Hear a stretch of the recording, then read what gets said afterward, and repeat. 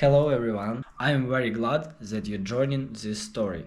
Subscribe, like and comment. Enjoy the story, smile more often. When my father said, "He needs it more than you," my heart froze. Not because of the words, but because of the ease with which he said them. The evening started with a strange kind of stiffness, the kind that clings to every word like static. I should have known something was off the moment I walked in. The dining room, usually warm and familiar, felt staged. My father avoided eye contact, focusing on the plates as if arranging forks and knives would somehow make this conversation easier. His new wife, Cynthia, sat across from him, her smile stretched so tight it looked painful. "Sit, please," Dad said, gesturing toward the chair closest to him. I sat, trying to shake the unease creeping up my spine. For a moment, it was just the sound of silverware clinking against plates and the faint hum of the ceiling fan. Then Dad cleared his throat. I wanted to talk to you about something important," he began, not meeting my eyes. "Here it comes, I thought. We've made a decision," he continued, glancing at Cynthia as if for reassurance. "After careful consideration, we've decided that your inheritance will be going to Ethan." For a second, I wasn't sure I'd heard him right. "Ethan?" I asked, my voice calm despite the storm brewing inside me. "Cynthia's son. Ethan, her golden boy. The one who'd barely lifted a finger his entire life, and yet always seemed to land on his feet." "Yes," Dad said, finally looking at me. "He needs it more than you. He's struggling right now, and this could really help him get back on track." I stared at him, the words sinking in like stones. "Struggling? You mean the guy who dropped out of college twice and is now freeloading off you?" "Let's not get emotional," Cynthia interjected, her voice syrupy but firm. "This isn't about favoritism. Ethan's had a tough time lately." "Favoritism?" I repeated, my tone sharp. "No, this is about priorities. And I guess I'm not one of them anymore." "Son," Dad said, his voice dipping into that familiar tone he used when trying to smooth over a fight. "You're doing fine. You've got your own place, a steady job, a future. Ethan, he doesn't have that. He needs this more than you do." There it was again. "He needs it more than you. Do you hear yourself?" I said, leaning forward. "I've worked my ass off to get where I am. I've sacrificed so much to keep this family afloat, to take care of you after Mom passed. And now you're telling me none of that matters because Ethan's been struggling?" "This isn't about the past," Dad replied, his expression hardening. "It's about doing what's right for everyone." "For everyone?" I repeated, my voice rising. "Or just for Cynthia's family?" Cynthia flinched, but Dad didn't budge. "This isn't easy for me either, he said. "But I've made up my mind." I leaned back in my chair, letting the words hang between us. The room felt suffocating, the air thick with things unsaid. Finally, I stood up. "Well," I said quietly, "I guess there's nothing left to talk about, is there?" "Please try to understand," Dad said, his voice almost pleading now. I looked at him for a long moment. This man who had once been my hero now felt like a stranger. "I understand perfectly," I said.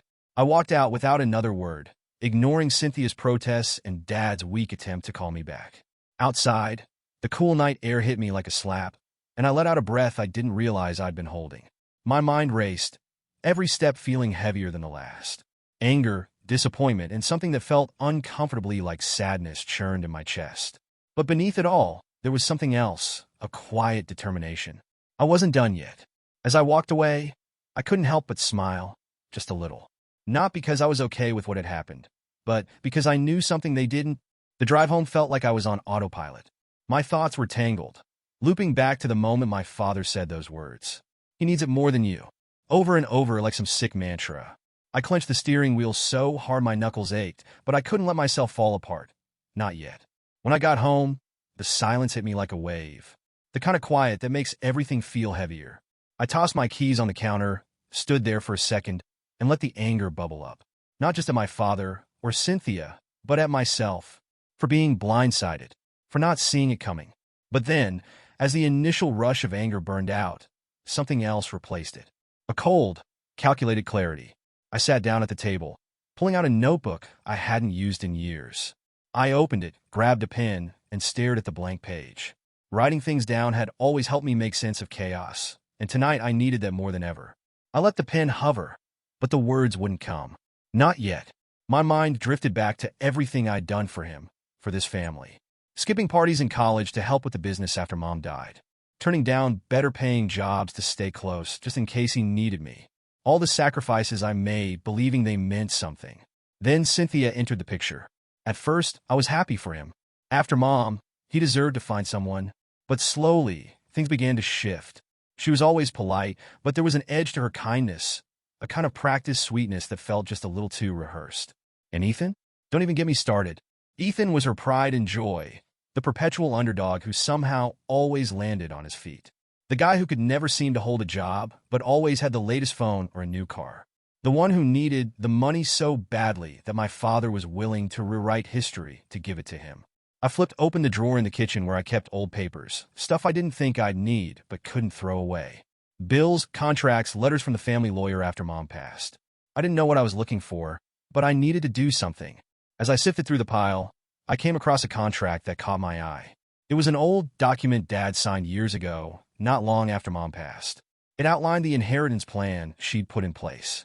My name was all over it, my rightful claim to everything she left behind. I reread the pages twice, my heart pounding. If this plan was still valid, then the money wasn't his to give away. Not legally, anyway, which meant something wasn't adding up. Had he rewritten the will? Shifted assets? And if so, when? I felt the anger bubble up again. But this time, it wasn't aimless. It had a focus, a purpose. This wasn't just about a selfish decision. It was about Cynthia's family digging their claws into something they had no right to touch. And if Dad thought I was going to sit quietly while he handed over what Mom left me, he didn't know me at all. I grabbed my phone and scrolled through my contacts until I found the name I was looking for. It had been years since we'd talked, but I knew I could trust them. The line rang twice before they picked up. "Hey, it's me," I said. "I need a favor. Can we meet tomorrow? It's about Dad and the will." As I hung up, I stared at the stack of papers on the table, the weight of it sinking in. Walking away would have been easier, sure. But I wasn't in the mood to make it easy for them. That night, I barely slept. My mind was racing, piecing together fragments of conversations, memories, and clues. Cynthia's sudden interest in Dad's business. Ethan's smug grin at family dinners. My father's nervous energy every time I brought up the future. The more I thought about it, the clearer it became. This wasn't just a selfish decision. It was a calculated move. And I was about to calculate my own.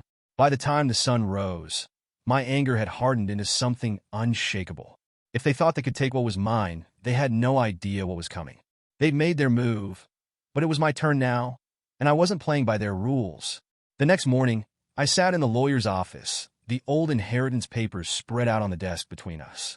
I called him first thing, refusing to wait another second. He was a family lawyer, had been for years, and while we hadn't talked much since Mom passed, I knew he was thorough. He adjusted his glasses and leaned over the papers, his brow furrowing as he read. "You're saying your father told you the inheritance is going to your stepbrother?" "Not told me," I said bitterly.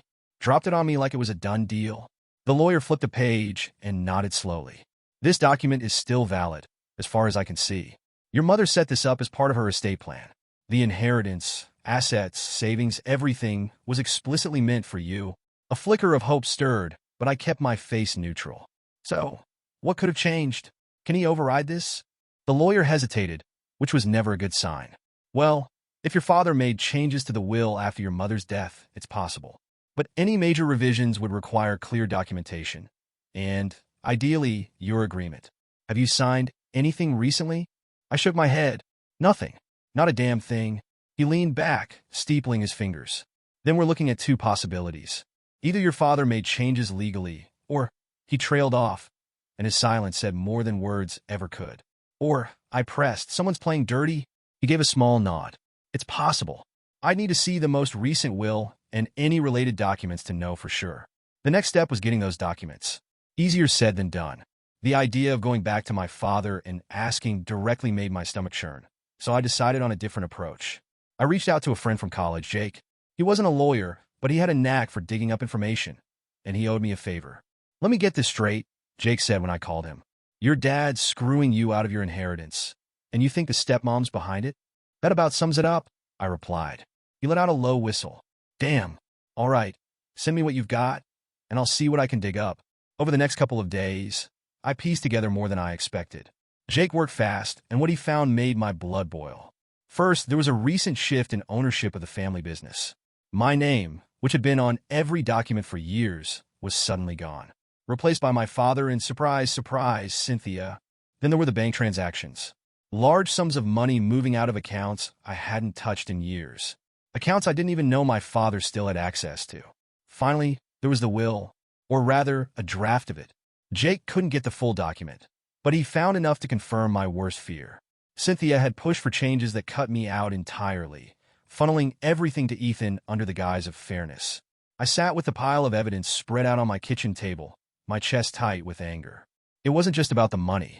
It was about being erased, about watching my father, the man I'd looked up to my entire life, rewrite history to fit a narrative that didn't include me. For a moment, I considered walking away, letting them have it. Maybe it wasn't worth the fight. But then I thought about Mom, about everything she'd worked for, everything she'd built. This wasn't just about me anymore. It was about honoring her, about standing up for what she wanted. The next morning, I was back in the lawyer's office. This time, I handed him everything Jake had found. "This is bad," he said after a long pause, flipping through the papers.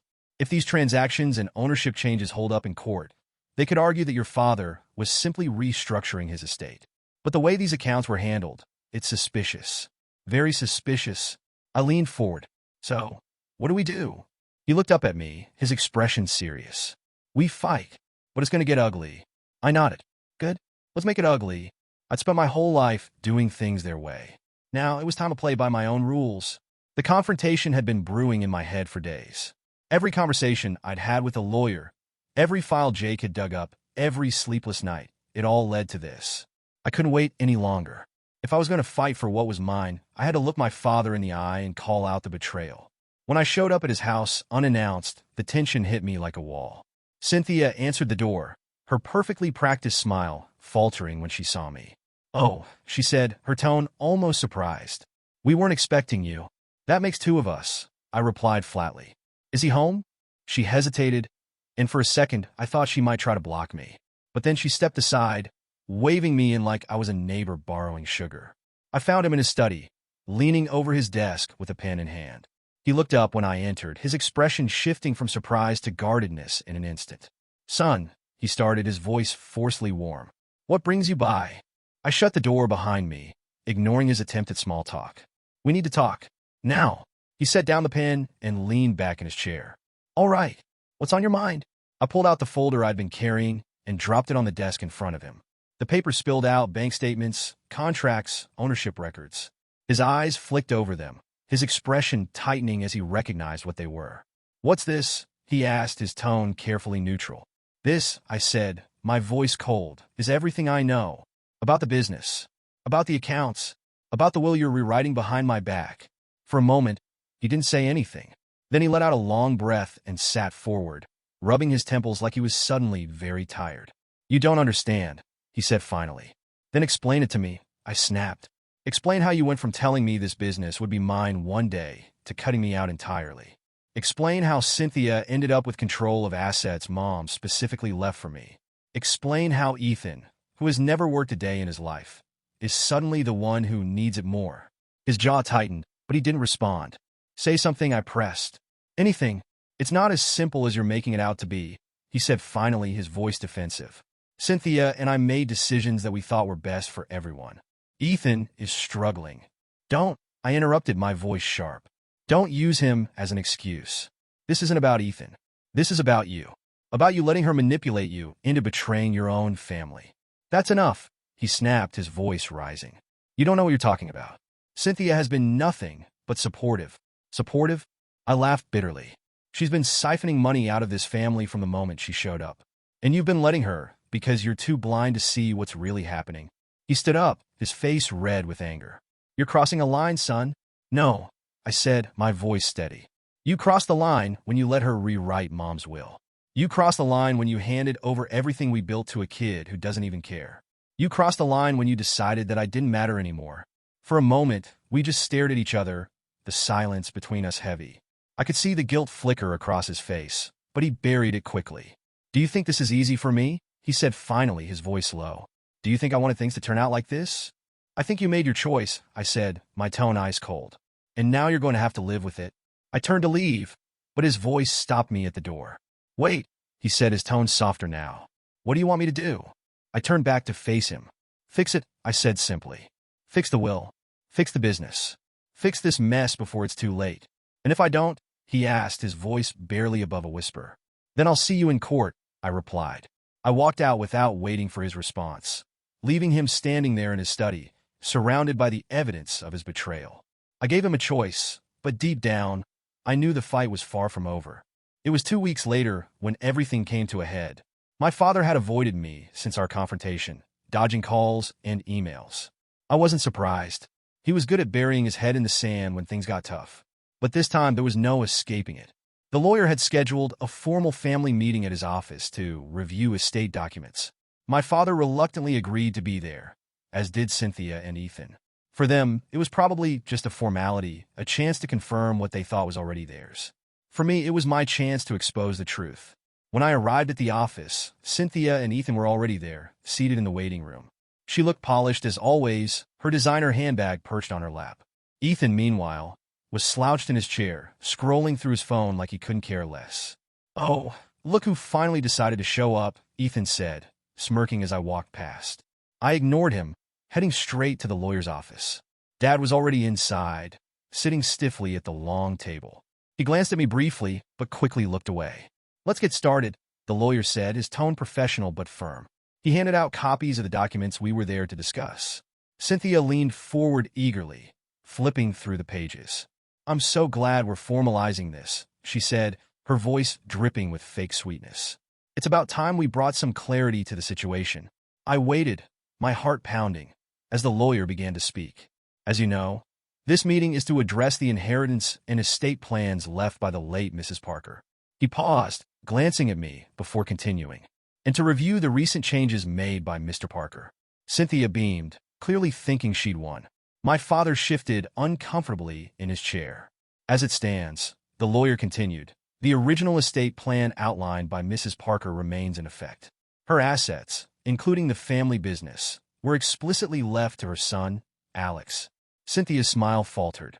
"I'm sorry, what?" she said, her voice sharp. The lawyer adjusted his glasses.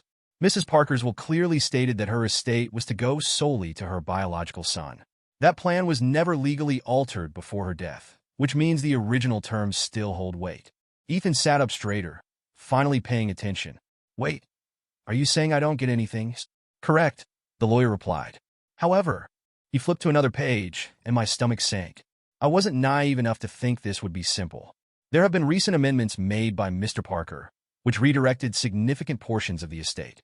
These changes are legally questionable. "Questionable?" Cynthia echoed, her voice rising. "What exactly does that mean?" "It means," I cut in, finally speaking, "that you and Dad have been moving money and assets that weren't yours to touch." I slid copies of the evidence I collected across the table, watching as Cynthia's face paled. "And I can prove it." The room exploded.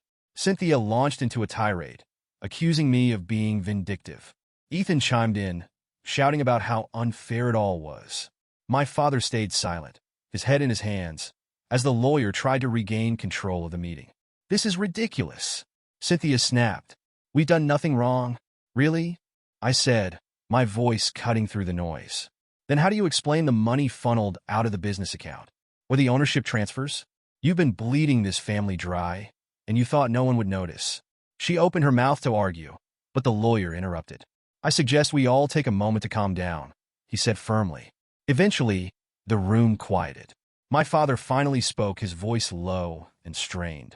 "Alex," he said, looking at me for the first time that day, "do you really want to drag this through court?" "If that's what it takes," I replied. "But you can stop it right now. Fix this. Reverse the transfers.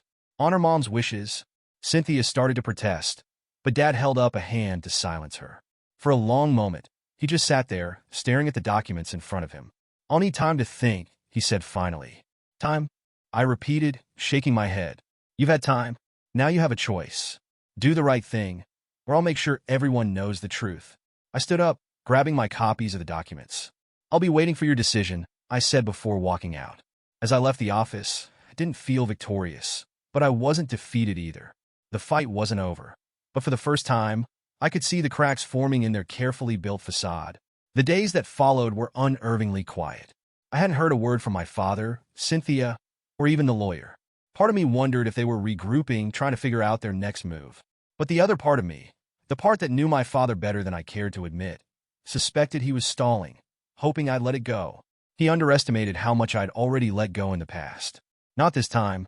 I spent those days preparing for the worst. Jake helped me comb through more records, triple-checking the evidence we'd gathered. The lawyer assured me that legally, I had a strong case. But it wasn't just about winning anymore. It was about making sure the truth couldn't be buried, no matter what they tried. On the fourth day, my phone rang. My father's name lit up the screen. "Alex," he said when I answered, his voice tired. "Can we talk? Face to face?" For a moment, I hesitated. Part of me wanted to tell him no, to let the courts handle it. But deep down, I knew I needed closure. "Fine," I said. "Your place. Tonight." When I arrived at the house, it felt different.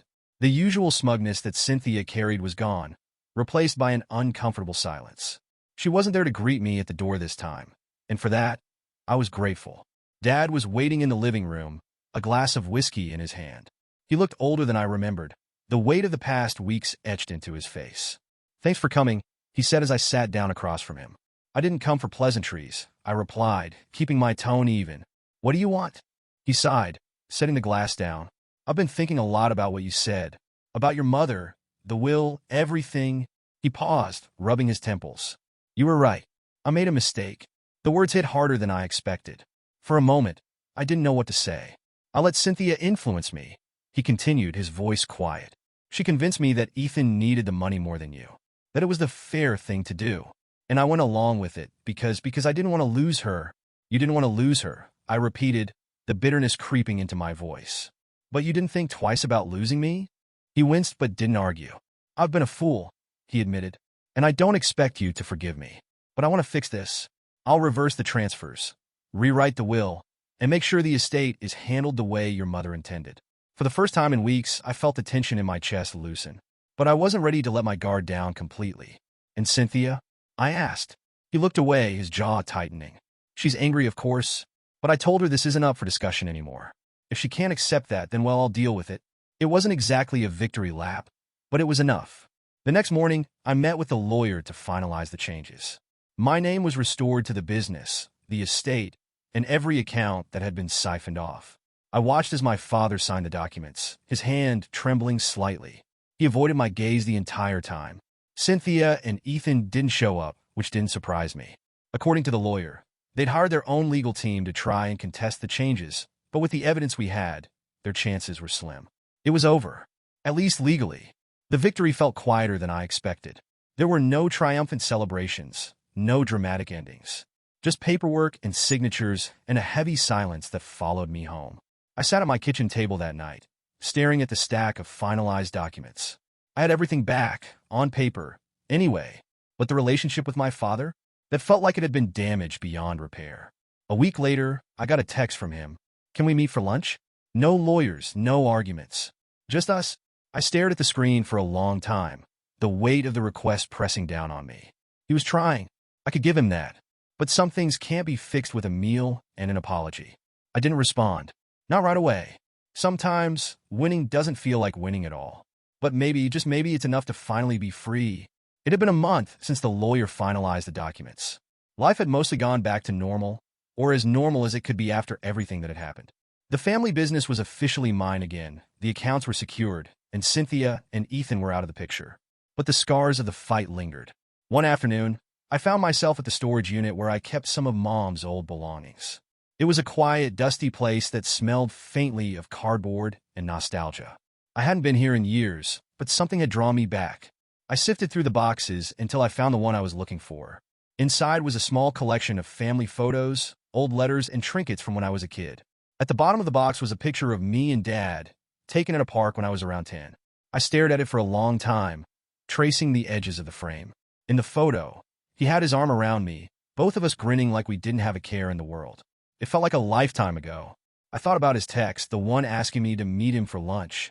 I still hadn't responded. Part of me wanted to, if only to see if he'd really changed. But another part of me, the part that remembered every betrayal, every excuse, every time he chose them over me, couldn't bring myself to trust him again. What would we even talk about? The weather? The business?